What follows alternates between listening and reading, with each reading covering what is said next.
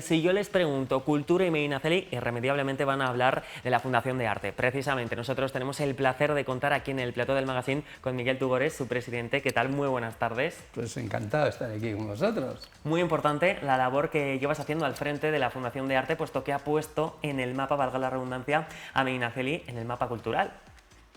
Era un objetivo deseado desde el año 2008, que en algún momento los vecinos me dijeron, ya está en el mapa Medinaceli.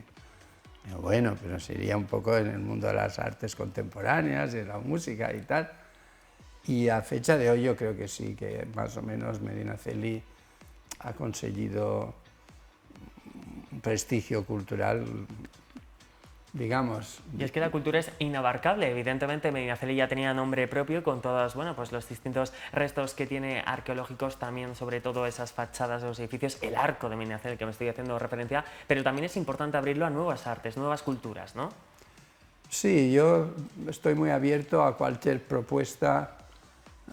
Por ejemplo, ayer apalabré con un poeta, se ha ofrecido a hacer todos los sábados de toda la temporada de verano una lectura de poesías de los grandes maestros y de la poesía propia suya, y me pareció como muy digno, ¿no? De que si él mismo va a leer un poema suyo, pero uno de Benedetti, pues mira qué bien. Y entonces será un poco más de gestión por nuestra parte, habría un poquito más de lío de nuestro trabajo, pero ¿cómo le voy a decir que no? De carácter inconformista, que eso es muy bueno, porque no solo te relegas a un arte, el contemporáneo, por ejemplo, o el arte pictórico, sino que te abres al musical, también, bueno, al teatro. Sí, porque, a ver, la cultura es universal y siempre hay un sector de la sociedad que le interesará.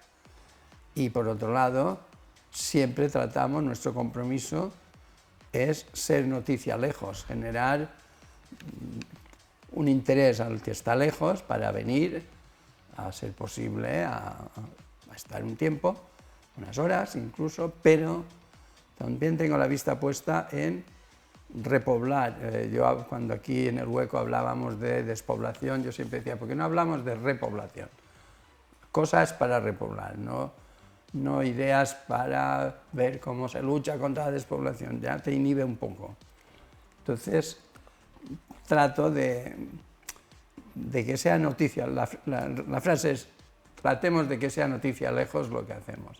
Y de hecho es uno de los retos que habéis conseguido en la Fundación de Arte en esos 16 años de historia, como comentabas, desde el 2008, puesto que cada año en esta agenda cultural de la que vamos ahora a hablar, recibe la visita de turistas no solo de personas de la provincia, sino también de fuera de la provincia. Sí, sí, yo creo que a veces han salido noticias de que quizás de todos los pueblos de Soria, Medinaceli es, si no es el que más visitas tiene anualmente, será el segundo. O sea, hay muchas visitas a Medinaceli cada vez más, claro.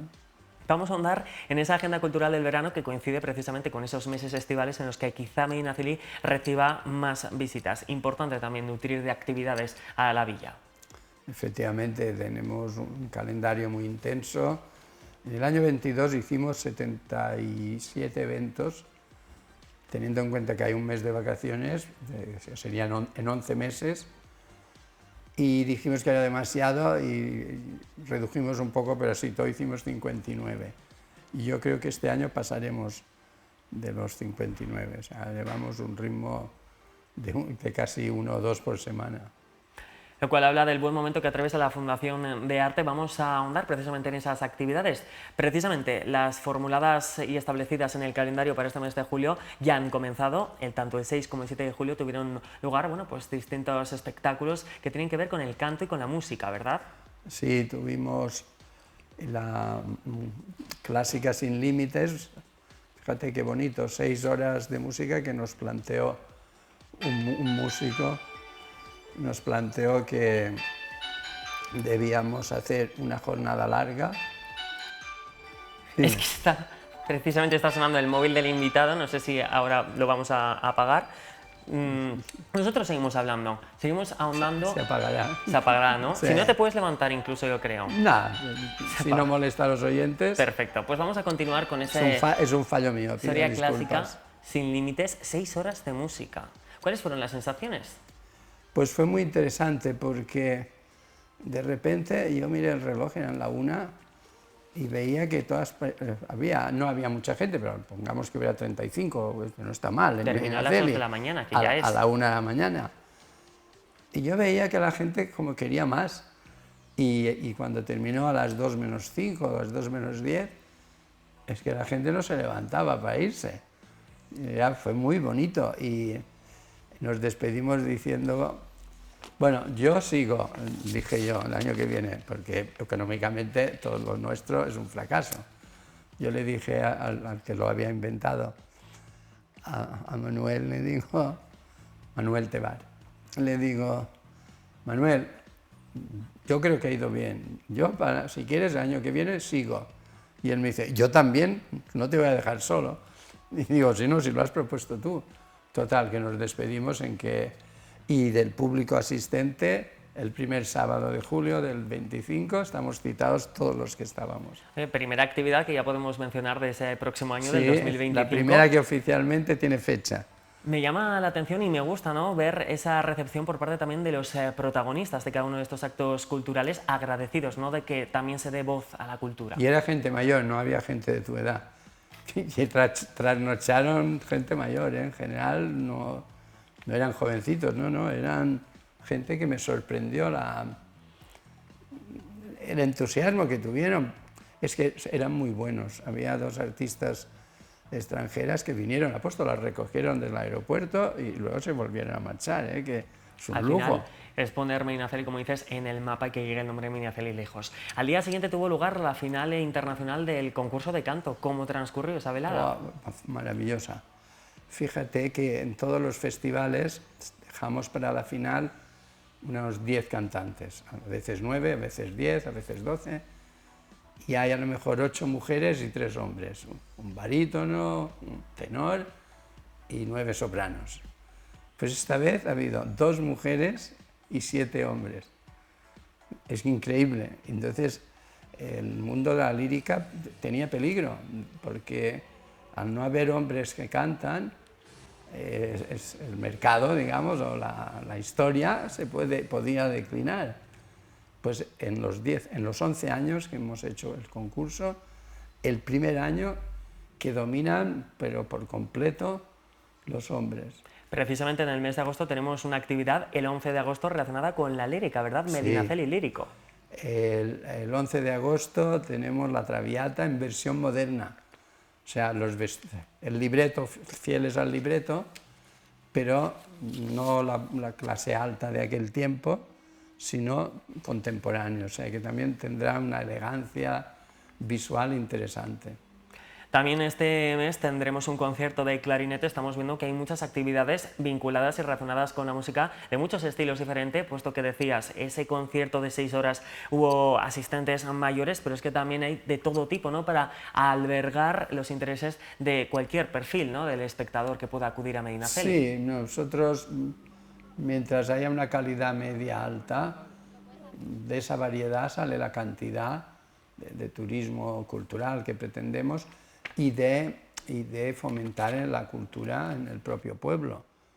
Hay algunos niños que veo que aman la música y es seguramente porque la han descubierto con nosotros. Tenemos también distintos estilos, lo decíamos antes, tenemos ese concierto de clarinete que será el próximo 13 de julio, pero también tenemos festivales como el de la lírica, también folk, que tampoco puede faltar, e incluso jazz. Exacto. Y en el teatro que vamos a tener a final de agosto, mencionar que solemos hacer teatro clásico, que siempre nos gusta porque el castellano antiguo siempre poético y siempre agradable, ¿no? Y luego en septiembre, a principios de septiembre, tenemos nada menos que de nuevo a Milladoiro. Milladoiro se han abonado a estar con nosotros porque cuando les llamamos hace 3 años, 2 años y ahora son 3 ediciones, me dijeron, bueno, si sois una pequeña fundación y tal, y nos hicieron un precio de amigo un poquito, pero dijeron, nunca hemos tocado en Soria. Y entonces, el segundo año, les llamamos, oye, si mantenemos las buenas condiciones, ¿nos volvemos a ver? Pues sí, Y el tercer año también, porque cumplen 45 años de profesión, de grupo. Miguel, me llama también mucho la atención que todos estos festivales de los que estamos hablando, por ejemplo el de jazz, el de la lírica, también el del folk, no es la primera edición que se hace. Es, por ejemplo, en el caso del folk, en la tercera edición. En el caso, por ejemplo, del jazz, estamos viendo bueno, la quinta edición. En definitiva, esto habla del buen momento también de la Fundación y sobre todo de cómo se recoge a través de estas actividades el respaldo de la gente. ¿Se anima a participar? ¿Notáis que cada año va más? Sí. A ver, nada nace crecido, entonces este tercer año de folk sin duda será mejor que los anteriores, el quinto de jazz indudablemente, y de momento teníamos un estupendo director, Juan Nuche, que ha estado sentado aquí con nosotros, que dejó la dirección. Tenemos una asesora, porque no se quiere llamar directora, porque ha heredado el medio de la programación, que es Trinidad Jiménez, que es una persona muy experta y muy entusiasta del jazz, y es músico, y simplemente ha querido ser asesora, pero el año que viene será directora y será un cohete para arriba al festival. Esto habla también del equipo, ¿no?, que hay detrás de cada una de estas iniciativas, de estos festivales y, en definitiva, que hay detrás de la Fundación de Arte. Hay que agradecerlo públicamente, siempre lo agradezco. Los 7 directores que tenemos son todos voluntarios, sin condiciones económicas ni habladas, nunca. O sea, no es un problema la economía, es el proyecto que les entusiasma. Es Soria, cuando decimos que es la zona más despoblada de Europa, que incluso hay menos gente por kilómetro cuadrado que en Laponia y tal, pues se suman, pero se suman, de verdad que estoy entusiasmado la cantidad de gente que se suma a este proyecto. Hablas de ilusión, incluso también compartida, cuando finalizan estos proyectos, los protagonistas. ¿Cuál es el feedback que recibes? La respuesta que te da cada uno de ellos, bueno, pues tras finalizar cada uno de los festivales pertinentes o conciertos. La característica es que el espacio seduce. Ese patio renacentista tan único. Que estamos viendo en cada uno de los espectáculos. Pues este espacio se adapta a cualquier. Es casi decorado para cualquiera de las obras tan distintas que se hacen, ¿no? Entonces, los artistas disfrutan.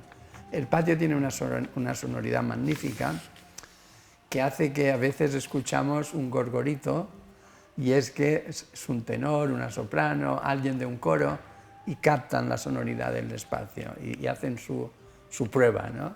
Y desde la recepción se oye. Y eso nos halaga porque ya sirve de gancho por sí mismo el patio.